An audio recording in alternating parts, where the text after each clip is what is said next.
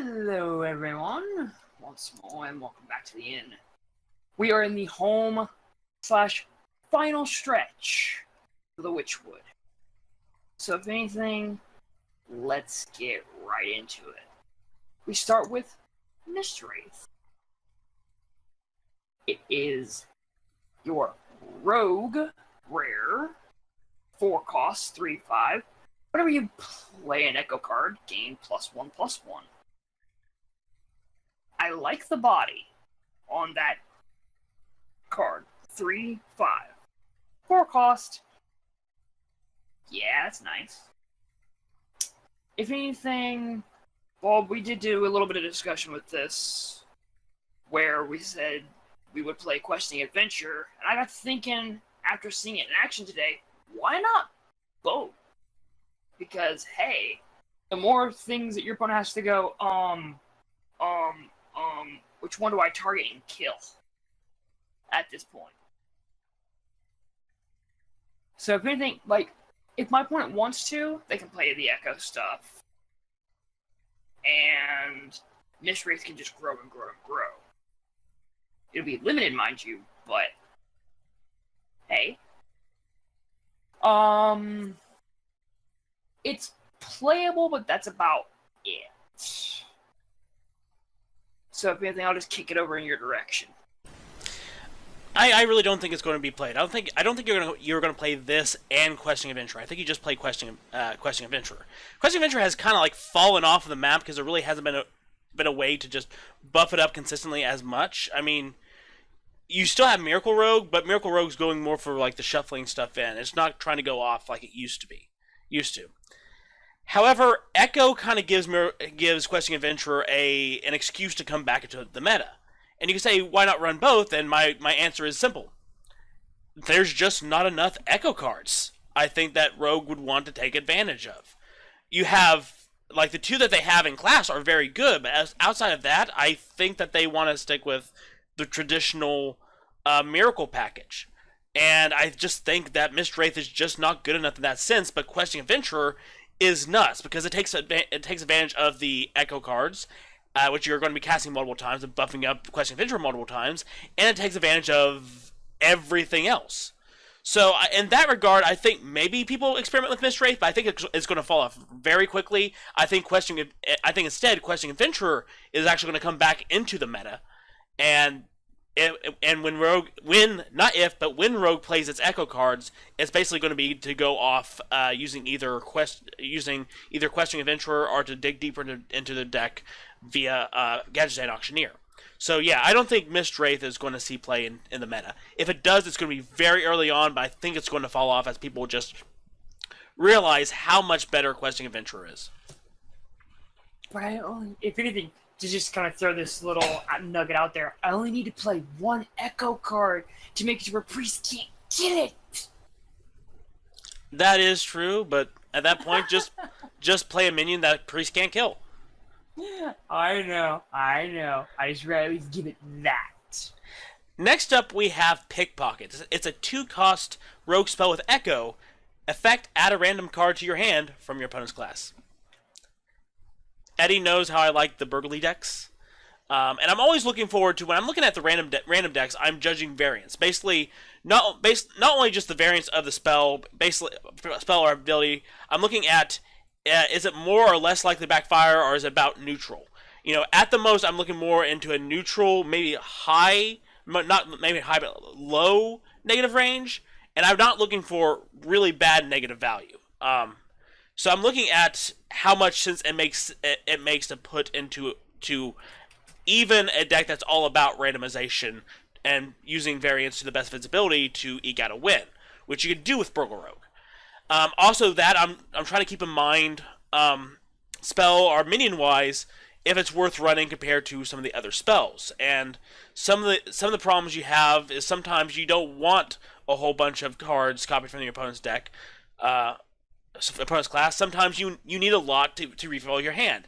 I've always looked at, if we look at the original Burgle card, which is Burgle itself, I believe that's what, draw 3, that's 3 cards, right? I'm correct, yeah. Burgle was 2. 2? Are you sure it's not 3? 2. Okay. Positive it was 2. I thought it was 3, but it might have been 2. But my big thing is when I've been playing Burgle decks, is I've actually looked at the original Burgle spell as being very, very temperamental, Eddie, and the reason why is it's not always best to play it on tempo, and if you hold on to later in the game, you don't have a chance to play it because you kind of need to play it when you don't have a lot of spells, and Burgle Rogue a lot of times holds on to cards in its hand, which means that with the Burgle spell, you're just holding on to it until you feel it's safe to use it, or you're just looking for resources. It's just not an overall good card to use in all stages of the game. Meanwhile, Pickpocket is perfect. If you play it earlier in the game or at certain points of the game, you may just want to play it once to get one card from your hand, and the price is right for that. Or you play it multiple times to get multiple cards, depending on how safe you feel in the hand. And for that, I think Pickpocket is much better than Burgle. Given Burgle effects that are rotating out of expansion, Pickpocket enables Burgle synergies, allows Burgle synergies to stay into Rogue, and I think that's a very neat idea. I think just Pickpocket is a very cool card. I think it's a very good card, and I'm actually going to be playing it in my deck. I'm going to be looking at my Burgle deck. I may play this instead of Burgle in that deck. I can see where you come from there. If anything, like, if we're going to potentially look at this on a more or less high-end competitive, like, scale sort of thing, you could realistically use this in something to where you can be like, all right, on turn 7, if I've got my Pickpocket, I can just go Pickpocket, Edwin, or Prep, Pickpocket, Edwin, just to kind of build up those Edwin triggers if you want to. But, like, I know, if anything, this card is very much a fun-in card. Because, like, cards like Swashbuckler, they were good because they had, like, board presence, and, of course, you know, you had patches that just came flying out of the deck. So it was deck thinning as well. So, if anything, I see Pickpocket being one of the cards that will go more highlight reel style. But at the same time, I have to sit here and argue with myself because it's just like, well, I mean, I'm grabbing stuff from my opponent's side of things, so it's just like, ugh. I have to argue with myself on that one. Well, let me put this more into perspective, because I talked about it via Burgle Rogue, but when I talked about Mistwraith, I was talking about both of Rogue's Echo cards being very good in Miracle Rogue. Of course, we know the one is, but this one is as well. Again, this can buff up all sorts of combos, or you can play off all sorts of combos. You don't need to play it as many times as you want. You can get as whatever cards you want. This allows you to go off on your questing adventure, or dig a little deeper. Like, both of these Echo spells are generally good spells by themselves. And in a Miracle deck, they are nuts because they can allow you to dig deeper, or they can allow you to find, in this case, maybe find some answers, or find some solutions, or just have more options. It helps you get your questing up. It helps you prepare for Edwin. It helps you prepare for any of your other combos. It's just a very general good Miracle card in the classic Miracle Rogue sense. So if you forget about it being a Burgle card, I think it's a very good Miracle Rogue card. Outside of those two archetypes, I don't think it stands a chance. Yeah, that I can at least go, all right, I can see the point, I can go, all right, that's where it would probably come in / lie. And if anything, I'm going to leave Sleeping Dogs lie on that one. So that way I can move into Silver Sword. 8 cost, 3 attack, 4 durability, Paladin weapon. After your hero attacks, give your minions +1/+1. Alright, so I did get to watch it in action as of this stream. or at least as of this video, in a sense, because of the stream that they had, dropping all of these cards into our laps to be able to finally review. And if anything, like, being able to watch my board just get buffed up and get bigger and bigger, that's really nice. However, it costs 8. And when you take a look at what else you're going up against when it comes to 8 cost in the Paladin deck, you're looking at Tyrion and you're staring him down, and it's just like, do I really want to compete with Tyrion? More than likely not. This could go in your Dude decks, or at least, a deck that just involves like a flood board ton of minions. So I can't exactly count it out, but at the same time, like I said, I look at that 8 cost slot and I go, you got some stiff competition. Now, arena side of things, this is good. So, Bulb, I kick this in your direction. Yeah, prior to the reveal stream, I was very wary about this, because mainly about the cost compared to it being a 3-4. But after watching it on stream, the effect is very, very good. I think that if it cost anything less than 8, it would just be downright broken, and it would need to be nerfed. Keeping that effect in mind, and when you want to play this, and when you want to attack, this is a very good weapon. This is an extremely good weapon. Now, this only works if you're playing more of an aggressive or mid-range style deck. If you're playing control, you don't play Silver Sword. But if you have if you're spamming and having a bunch of minions on the board, absolutely you play Silver Sword. Call to Arms, one of the best Paladin epics ever created. Absolutely. It just applies so much pressure, and as we saw on the stream, there's just so much pressure that your opponent has to figure out a way to remove your board. They have to figure out a way to deal with you, or else they're out of luck. They're just done.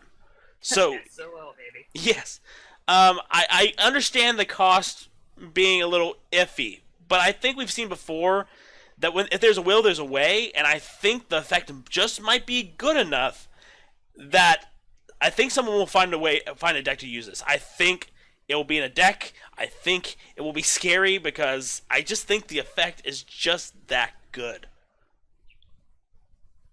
We will see. Next up, we have Bellringer Sentry, which is a 4-cost 3/4 Paladin minion with the Battle Cry and Death Rattle. You put a secret from your deck into the battlefield. There's a big question about, is this the resurgence of Secret Paladin?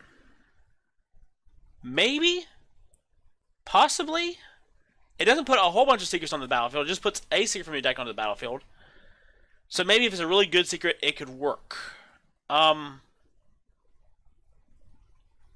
Meh. I think Hydrologist is just really good as far as discovering secrets, but Bellringer Sentry kind of expects you to put at least a few secrets into your deck to actually be more of a Secret Paladin deck, because it's the Battle Cry and the Death Rattle. And I was hoping that we would maybe see a secret that would make Bellringer Sentry worthwhile here. I think maybe there is a deck that could use Bellringer Sentry, but also I'm just not sure if the Paladin Secrets are up to snuff to bring back a resurgence of Secret Paladin, especially given the one secret that was revealed in the set. It's just not as impressive as something like Avenge. In Wild, I think this will be nuts. And Standard, it's a big question mark for me, but I'm more on the unlikely side. If anything, I agree with you mainly on the side of, yeah, this is a very questionable of, do we see it? Because if anything, first of all, I love the flavor text on this thing. Who are you? None of my business. So, if anything, that's one of the things I at least wanted to make sure I touched on and mentioned. Wild, definitely this works. Christmas Tree Paladin gets to come back in a resurgence and just come back, double twice.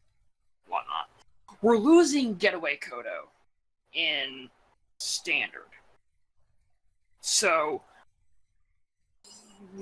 right now, you have your regular Paladin secrets, and then the new one that was revealed along with this set. And I'm just like, I don't know. Now, could you put this in a mid-range deck and make it run and work? Maybe. But I'm going, I'm not sure. Because, like Paul had stated, the Hydrologist is good. And plus, it synergizes with other Murlocs that are still in Standard. So, I'm gonna join you on that fence of I don't know about Bellringer Sentry.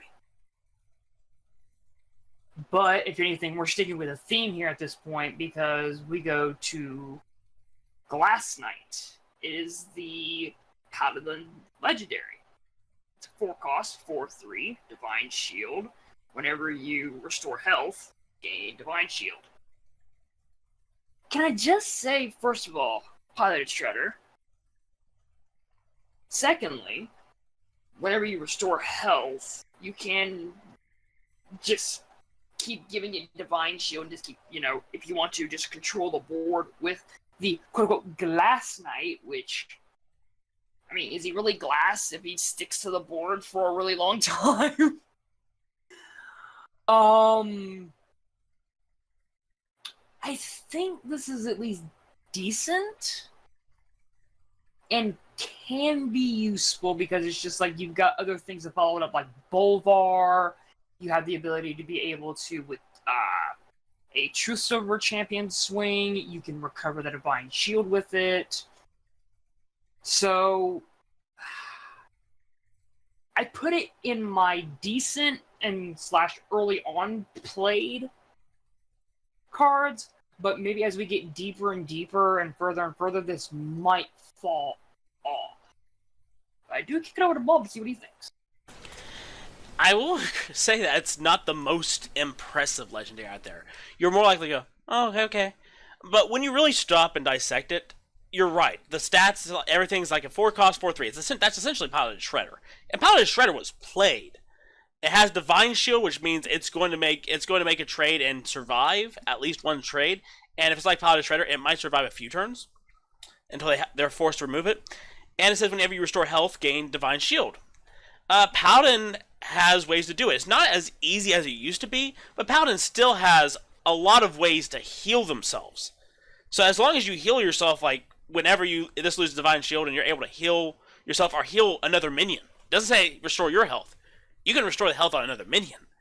As long as you're able to kind of finagle that around, the Glass Knight gets Divine Shield again, and off you go. I think this could work in maybe a control paladin, maybe some sort of mid-range paladin if you have like lifesteal and or maybe some other healing effects. I'm not sure how prevalent this will be in the meta, but it's not bad by a long shot. I just think maybe it's uninteresting enough just at a glance that it might not survive in the long term. But it's not bad. Imagine burgling this in Kingsbane Rogue. That's disgusting to think about, but I'm just like, I'm just gonna just keep my mouth shut at this point. Pickpocket. Okay. Next up, we have Worgen Abomination, which is a 7-cost 6/6 minion. At the end of your turn, deal 2 damage to all other damaged minions.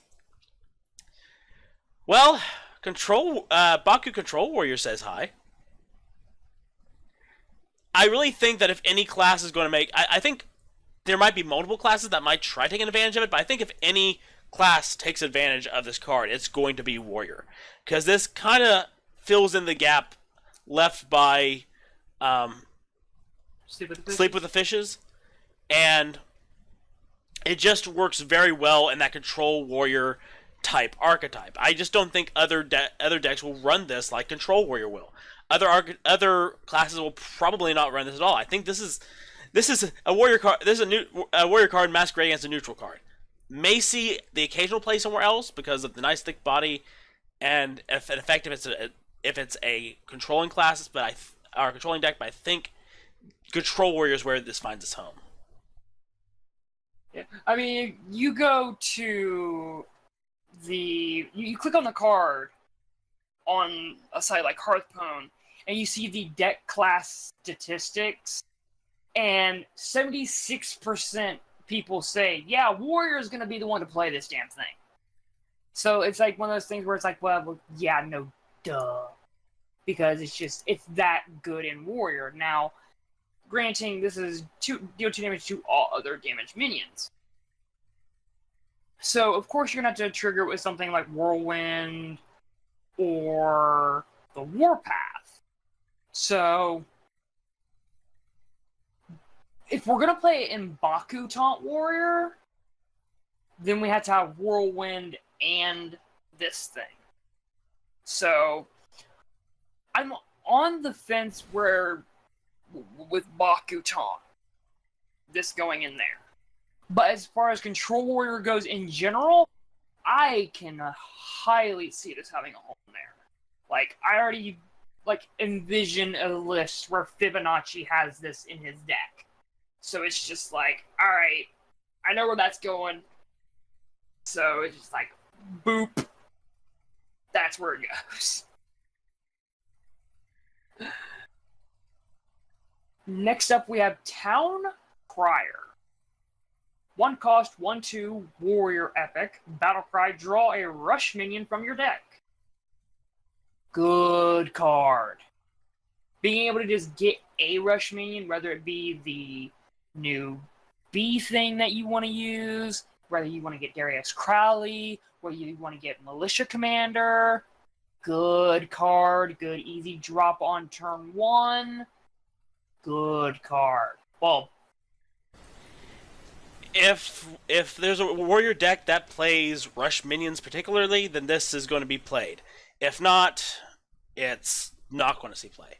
Unlike Eddie, I'm actually kind of on the fence about whether rush will be played or not. I'm actually not sure about that. But if it is, Time Crowd will be played. Otherwise, no, it won't.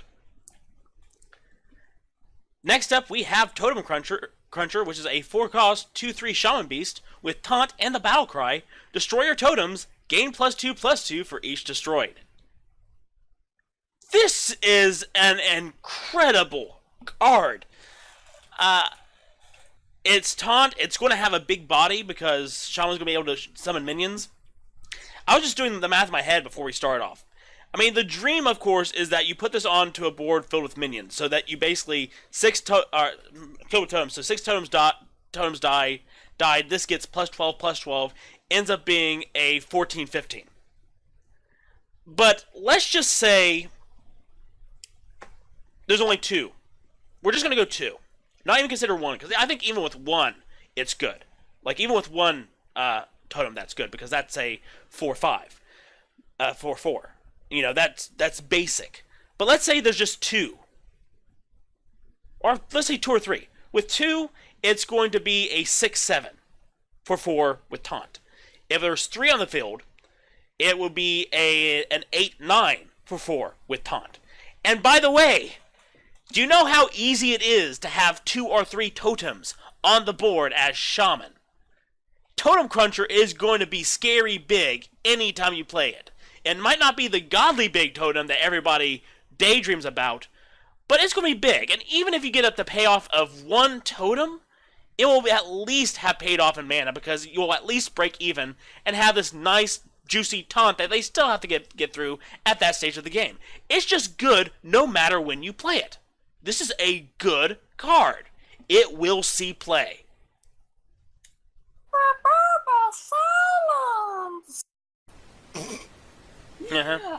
I had to do the mocking of silence. Here's the thing: you wasted silence on Totem Cruncher. That means I can throw something else out there that makes you cry.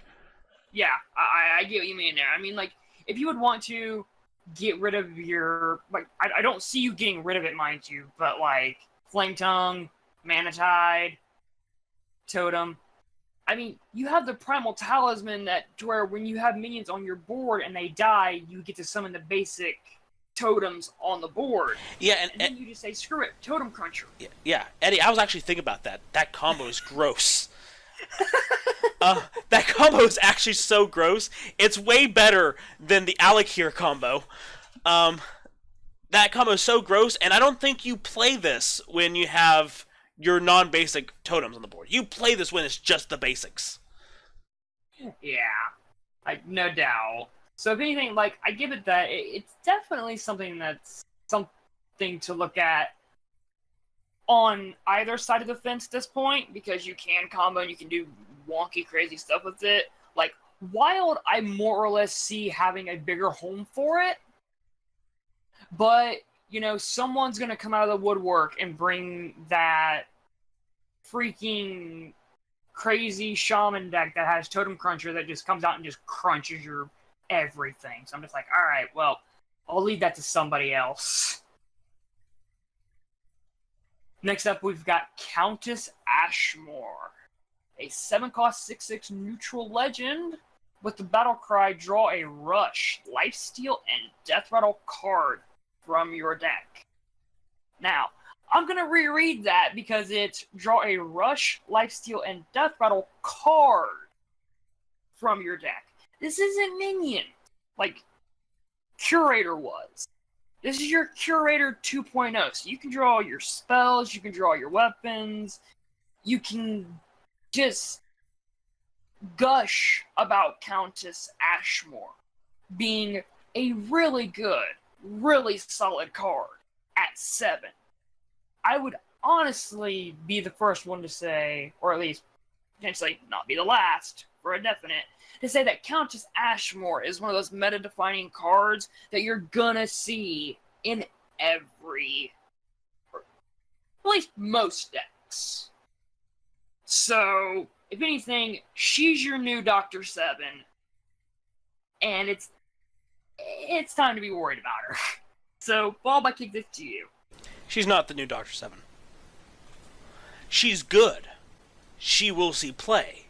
She will not see play in every deck, just like the Curator did not see play in every deck. The Curator's good, but he wasn't in every deck. He was good, but he was not meta-defining. And that's Countess Ashmore. She's good. And the decks that can use her, and I think there's going to be people who are coming up with the decks that will use her, she's going to be good, but she's not going to be the meta-defining minion or legendary that people think they're going to be, or that Eddie thinks she's going to be. I think she's overrated in that regards, and we need to kind of make that distinction between good card, we'll see play card, and a meta-defining card. Like I said, I think she is going to see play because of the effect. Curator saw play because of the effect, but he didn't see play everywhere. And this is going to be kind of like that, is people will kind of start build certain decks. They will not build around Countess Ashmore. But if they're building a certain type of deck, they may consider Countess Ashmore if it helps them get certain cards or get some of the cards they want in the deck. So she's going to kind of fill in that same niche as Curator did, but she's not going to be everywhere. We will see her, though. So, yeah, this isn't a trash card. This is a good card. It is not a meta-defining card. Next up, we have Book of Specters, which is a 2-cost mage spell that says, draw 3 cards, discard any spells drawn.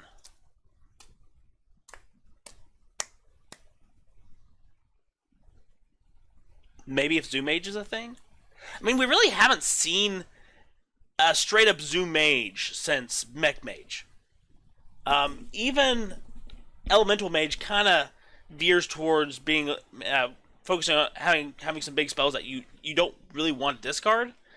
So, I know Eddie and some other people are gushing about this. I'm looking at this going, in Mage, this is very scary and very dangerous, and unless you are very, very, very minion heavy, you don't want to run this. If you're extremely minion heavy, then yeah, sure. Hope you don't get rid of the few spells that you actually want or need.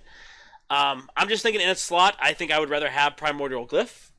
Or if I want card draw, I'd rather just wait one more turn for Arcane Intellect and don't have to risk getting rid of a card a spell I will potentially need later on in the match.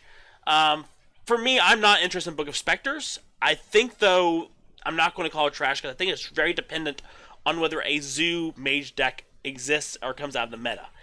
If it does not, Book of Specters is going on the garbage pile, even though people are praising it. I see where you come from. And if anything, like, you already mentioned one of the archetypes that basically I'm already busting nuts over because of this card. And that's Mech Mage. Like, at first I saw this card, I'm like, man, this thing is just bad. I'm just gonna throw it over here. And then I got to talking with Netu about it, and we were just kind of like going back and forth, and it's just, hang on, Mech Mage. Oh my god, Mech Mage. Alongside the other legendary that comes with Mage, those two together to be able to have like hand refueling. Oh. And you know what's funny, Eddie? If we actually do see a very minion heavy style mage deck or like a zoo type mage deck come out, you know what minion's going to be played, right? Maybe, maybe not, depending. And if it's played, I know it will make you cry. No.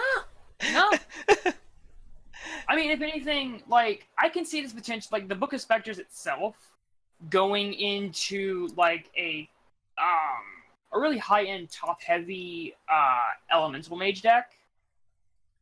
Because you get, like, let's say you do get the dream of that other legendary and this. You can play Leyline Manipulator and make those other cards that you drew for, like, having the plus whatever in your hand. You can discount those. No, because they start in your deck. The ones that start in your deck, you pull, but the other ones that he copies, they get discounted. Oh, you're talking about the Dollmaster. Yeah. Not Dollmaster, but, it's the... Oh, Arugal. Yeah, okay. Yes, him. So, think about those two together. And then, you know, you throw in, like, the Leyline Manipulator and things like that, and you just... But, I already got a deck built where that's concerned. I'm going to test that on Thursday. So, I'm moving over to Mossy Horror. 6 cost, 2/7, Battle Cry. Destroy all other minions with 2 or less attack. I mean, I see the guy from Monsters Inc. here, for 1. For 2, I see this being able to beat down on Paladin for a definite, because, like, Paladin's going to try to run its aggro package, and you get to go first before they get to drop that, Sunkeeper Terum. Mossy Horror is going to cook that board and watch it just go up in smoke. This can be used definitely in Druid as well as a thing to where against those other decks that give it the board swarm problem that Druid has fighting against, Mossy Horror can just potentially fill that slot and just smack things down. It is, as people have stated, the Shudderwock horror, but with a body. So, I think it does see play somewhere. I'm not exactly sure 1,000,000% the proper place it goes, but depending on how things float out in the meta, this does see play. Bob? I mean, Shadowward Horror saw play. It's a very effective control tool against aggressive style decks. So, I mean, it's a great tech card. I think this is a tech card that can and will see play, and we will see it kind of be busted out depending on what the meta looks like. So yeah, I think this is a good card. I think this is a good control tech tool, and I think it will see play. Next up, we have Festeroot Hulk, which is a 5-cost 2/7 warrior minion with the effect, after friendly minion attacks, gain +1 attack. This minion is disgusting. That attack is just going to go up and up and up, and if you thought Frothing Berserker was scary, you haven't seen anything yet. Frothing Berserker needs things to get damaged. This just needs things. Things on my board to attack.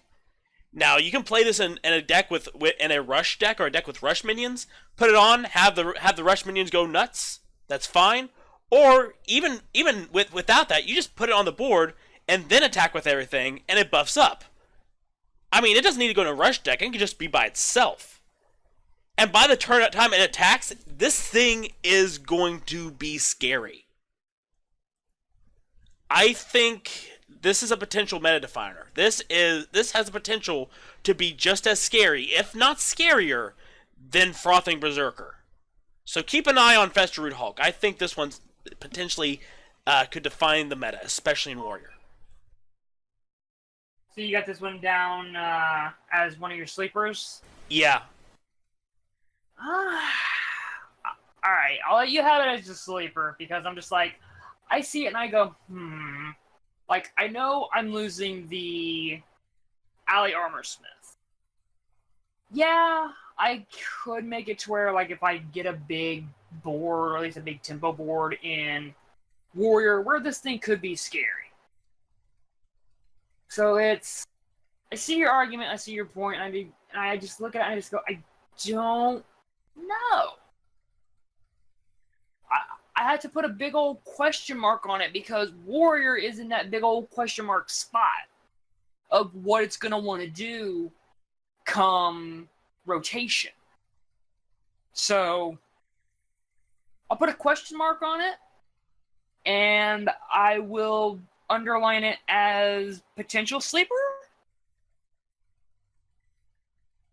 and then just kind of scoot my way over to splitting Festeroot. 8 cost, 4/4, Death Rattle. Summon 2/2 splitting saplings, which then breaks down into 1/1 saplings.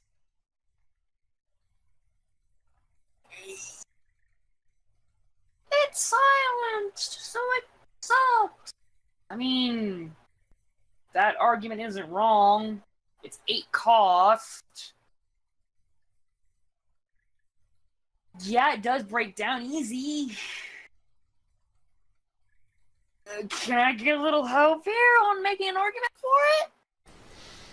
This card is trash. I mean, even the silence argument is bad. But it's not bad because it can get silenced. It's bad because at all stages, it's bad. It's people go, it has 16/16 in stats for 8. No, it doesn't. It just gets split up into smaller and smaller things. Guys, it's a 4/4 for 8. You kill it, it's 2/2/2s. You kill those, it's basically 2 1/1s for each of those 2/2s. So basically there will be 4 1/1s. At all stages, this thing is easy enough to deal with or outright ignore. It's just bad. The fact that it can split up means nothing because you're not spreading the things out on the board. You're just taking the original stats and just spreading them out. And really, you're either just going to board control it and just roll your eyes and move on, or you're just going to ignore it. It's just not good, especially for 8.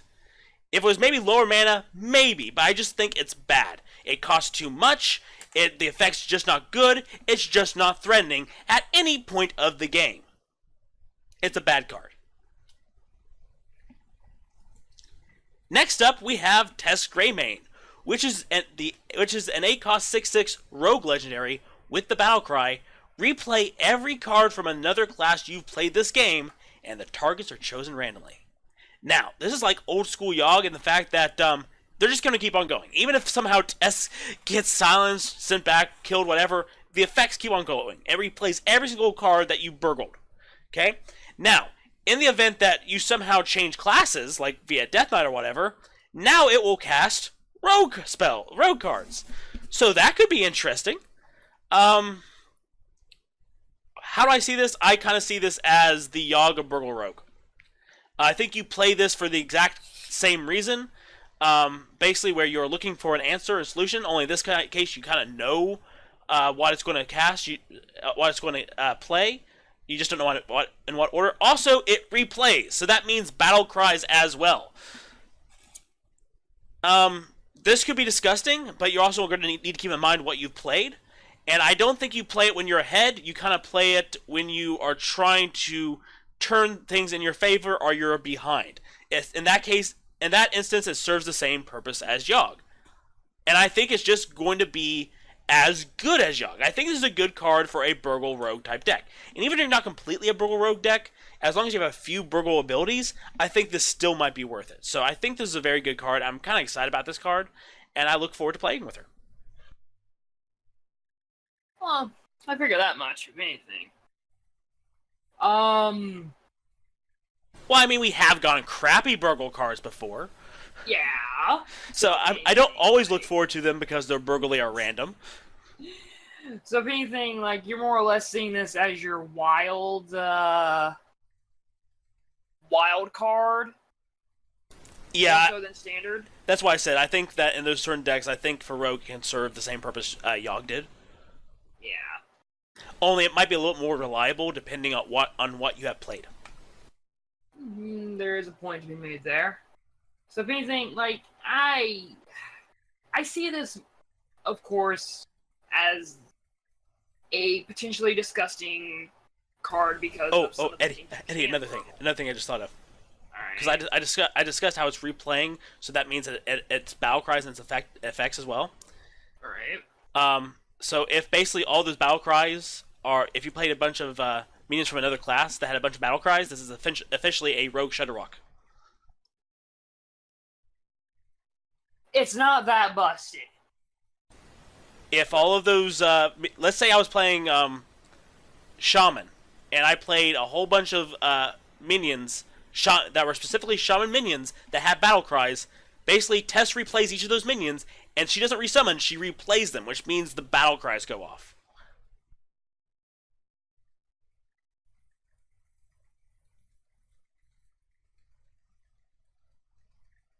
Alright, I'll just concede to you on that point. Just let you have that point. Now, all I need to do is steal a Shudderwock, play Shudderwock, and then later play Tess.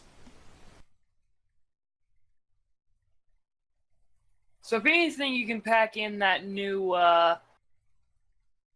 Battlecry card that copies a Battlecry card, or that puts it back into the deck, and then you can just have unlimited resources and just keep bouncing between Tess and Shudderwock. Ah, lordy. I'm just gonna move on to Blink Fox. I'm sorry I ruined your. It's all good because it's just more or less just like Tess Greymane.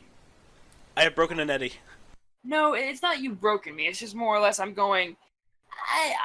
I know it's very like high-end meme style. And that's a fun card to be looking and playing with. So it's just I'll scoot over to Blink Fox because it's a 3-cost 3/3 battle cry. Add a random card to your hand from your opponent's class. It's a beast, and if anything, this is your 3-cost new Swashbuckler at this point. I think it's a high-end, yes, you're going to play this card. Because it's good. Got good stats. It does what Swashbuckler did. So, I mean, sleeper meta-defining card? Why not? Bob, you got an objection to that one? No, I think it sees play for exactly those reasons. It has basic stats and a good effect. Next up, we have Archmage Arugal, which is a 2-cost 2/2 mage legendary with the effect: whenever you draw a minion, add a copy of it to your hand. We've talked about him a little bit already. This is going to be very strong, I think, in a zoo or minion based mage deck. But even then, if you have any sort of focus on certain minions, you might want to consider playing Archmage. So I think he may have some potential outside of those type of decks, but I think he's really going to shine in the minion-based rogue deck, not minion-based rogue, but minion-based mage decks if they exist. I think we'll just have to see if they come out of the woodwork and they exist. This could be a staple. Otherwise, it might not. I've also thought about what if you actually play this in a quest mage deck to just try to get more copies of Sorcerer's Apprentice to try to go off earlier.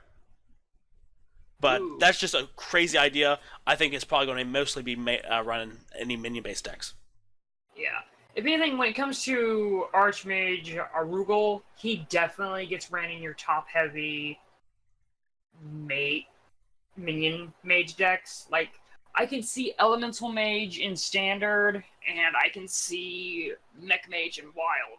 Especially because of the tome that comes with it. You're going to be able to yank 3 cards from your deck, and if anything, like, you're not going to run too many spells to go along with it. You have your Dragon's Fury to be able to potentially clear the board if need be, and, like, you can run Flame Strike because it's going along with it. Heck, you can run this with Spiteful Summoner just to make it even more, bigger and better, and just have more minions and just more value. Because that's what Archmage Arugal is going to do. It's going to generate you value. So, I'm giving this one my sleeper meta card. Because it's just, like, I can see some decks really getting a hold of him and using him. And then I get a second copy of Taki, and then all bets are off. Well, you can have fun with your Taki while I go over here and start talking about Bonfire Elemental, because it's a 5-cost 5/5 Elemental for Mage, where the battle cry is, if you played an Elemental last turn, you get to draw a card. This is strong. 5-cost 5/5, and you get the battle cry if you played an Elemental last turn, you get to draw that card? Yeah! I mean, if anything, like, I heard when this was being discussed, Firebat say, "Hello, Azure Drake, we've missed you." Because, I mean, if anything, you can compare it to Azure Drake in that 5-drop slot. Granting, it's conditional with its battle cry, but it's powerful. So, definitely think this sees play. Definitely see this in Elemental Mage. So, Bob, I'll kick this over to you. Yeah, I'm definitely playing it in Elemental Mage, because sometimes I'm just looking for a card draw, and I can't find my AI, which, by the way, is happening a lot recently, where I just can't find my AI. And Bonfire Elemental answers the call. I'm playing my Elemental Mage. I'm more than likely to have already played an Elemental. I plop this on the board, I draw a card, and I can just keep on going. And even if, for some reason, that I play this play this, I'm not going to get the effect, it has a solid stat line. It has basic stats for 5, which just means it's good. The battle cry is just a wrinkle, and I think that you can pull it off in an elemental deck. Now, looking at this, because of what I said about AI, I may take out AI just because of Bonfire Elemental just might be Bonfire Elemental just might be more reliable than AI in the deck, believe it or not. So I might consider doing that, and I think that might be something to do if you're playing an Elemental Mage deck, is to rely on Bonfire Elemental for your card draw rather than something like AI or Book of Specters or whatnot, because you can always use Servant of Kalimos for more value, to either go into Bonfire, get a Bonfire Elemental, or get something you need. Bonfire Elemental to draw more cards, and just get and keep cards in your hand so that you can just kind of help contest the board and kind of help move forward in your game plan, because Elementals are very much a mid-range Mage deck. So yeah, this sees play. I'm actually planning on playing it. I'm very excited about this card. Next up, we have Prince Liam, which is a 5-cost 5/5 Paladin legendary with the battle cry: transform all 1-cost cards in your deck into legendary minions.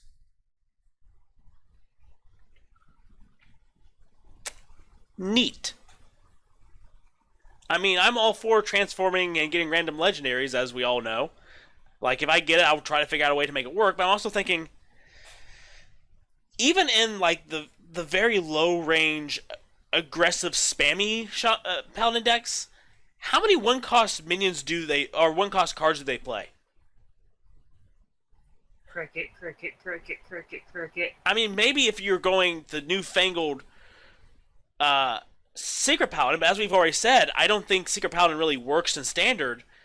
And in that case, what's your end game? What's your win condition in Secret Paladin? Is it just to randomly get secrets and see what happens, and then get Prince Liam and turn all your secrets into legendary minions and hope that wins the game? I guess it's a big question mark for me. It's one of those things I think is an interesting battle cry. I just don't think it's a very practical battle cry. And because of that, I really don't think that this is going to see play. And if anything, I'm just going to agree because, I mean, just 5 cost 5/5. Really nice body. Don't get it in attack for the cost. But 1 cost cards, how many am I going to run in the deck? I don't think I want to try to bog my deck down that low with that. So, throw it over my shoulder, in a sense. Next up, we've got Shudderwock. We talked about this a little bit, but now we get to really get into the meat and bones of it. 9 cost, 6/6 Shaman card. Battle Cry. Repeat all other battle cries from cards you played this game. Targets chosen randomly. I got to watch this on that stream today, and I'm sitting here going, alright, if I don't pull you, I am crafting you day flipping 1. Because being able to go, alright, I'm going to play Serenite Chain Gang, and then I'm going to play another Serenite Chain Gang, and watch Shudderwock copy itself, while also playing one of the new epics of Baleful Banker, which we'll get to at a later point. But there's also other battle cries that you can play alongside this. You can play your battle cry of Defender of Argus to make it to where Shudderwock is now a 7/7 with taunt. Just because you can. You can play this in your elemental deck to get more elementals back to your hand. If you want to, just because you want to be that guy, you can play it alongside Grumble and just keep generating crazy and infinite resources. I mean, Shudderwock for me is just, I'm sitting here going, alright, Shaman, you may have turned the leaf of me being a cold-hearted Shaman hater to now just going, alright, I'm going to see how this works with you. And if anything, this is just me talking about it in standard. Because of how rotations are going, we're going into Wild with this deck on Shudderwock, be very terrified of the Jade package being shoved into Shaman with this thing. That, in and of itself, alone is terrifying. And not to mention, also, if you would want to, you could play this with Evolve just to say, screw it. Because it's just, being able to have, like, Shudderwock, and then, like, if you've already played, Thrall Deathseer, because you're saying, screw it, hey, we're playing Thrall Deathseer in this whole game, too. Hey, look! Shudderwock's now 10 costs on the board. Deal with it, biatch! Bob, I'm going to you. Seeing this in action was disgusting.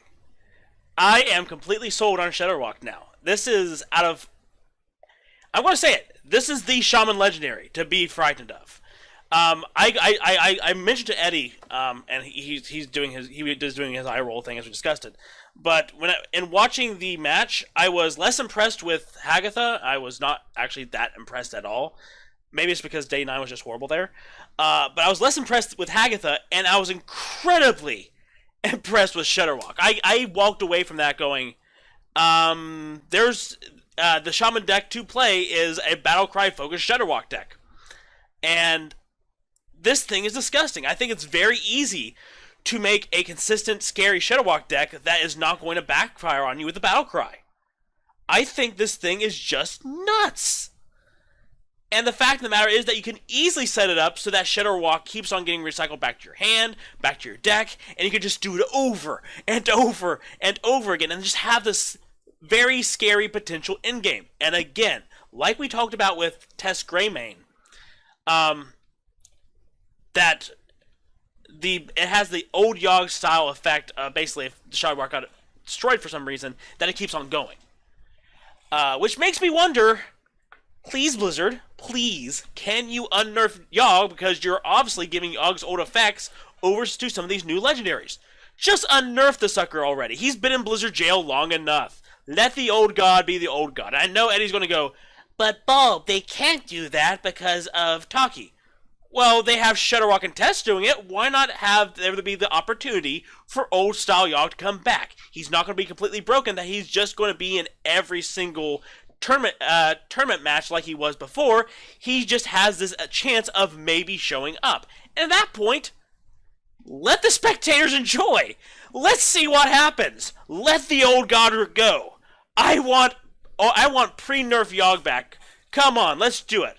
But even barring that, Shudderwock is just disgusting. And I'm just thinking that if they're coming back to these type of effects, that we might see Shudderwock. I think we will see Shudderwock in tournament decks. And if we see Tess roaming around here, then I'm going, why not old school Yogg just pop out occasionally? Let's just see it happen. But Shudderwock is disgusting. I think he's a meta-defining card. I'm really excited. Let's make a Shudderwock deck, everybody. If anything, you're making assumptions, good sir. Very, very wrong assumptions where Yogg is concerned. Because if anything, I have always, and if anything, been one of the high-end champions, alongside Ryan Kibler for that matter. I know the old god back. And I know you have, but I remember saying, I would like to see Yogg unnerfed, and you said said it's not going to happen because of this reason. And now we've seen two cards that have the old style Yogg type effect. I'm just going, just unnerf him, Blizzard. I know, that's why the main reason I stated that is because, like, do you know how long it's taken Blizzard for them to unnerf Molten Giant when they realized they overstepped their bounds with Molten Giant? So what I'm hearing you say is that everybody watching this, everybody that we post this to a forum to, and in fact, let's get into our own forums, Discords. Let's start a tweet bombing campaign to Ben Brode to have him unnerf Yogg. TLDR, basically, yes. If we at least, maybe, yeah, it'll work. Let's make it a meme. Let's just continuously bug Ben Brode so that he has to comply or respond. Come on, let's do it. Can you unnerf Yogg? Does he get out of Blizzard jail yet? So can he just be out of Blizzard jail for now? Put the disguised toast mask on Yogg and have that as meme. Can you let me out of Blizzard jail, Ben? If you work with Photoshop, you might be able to get it to work, and you might be able to get it to where Toast is the one who can go be like, hey, look at this, and just people have fun with it. But if anything, speaking of having fun, we're having fun over here discussing this. We're going to wrap this up this week for a definite. By Thursday, we will have all the cards discussed and have them out to you, and that way you can start building and prepping for the new WitchWood meta, and of course starting for the Year of the Raven. Come back tomorrow because we got more cards and more discussion to be had, and we will see you then.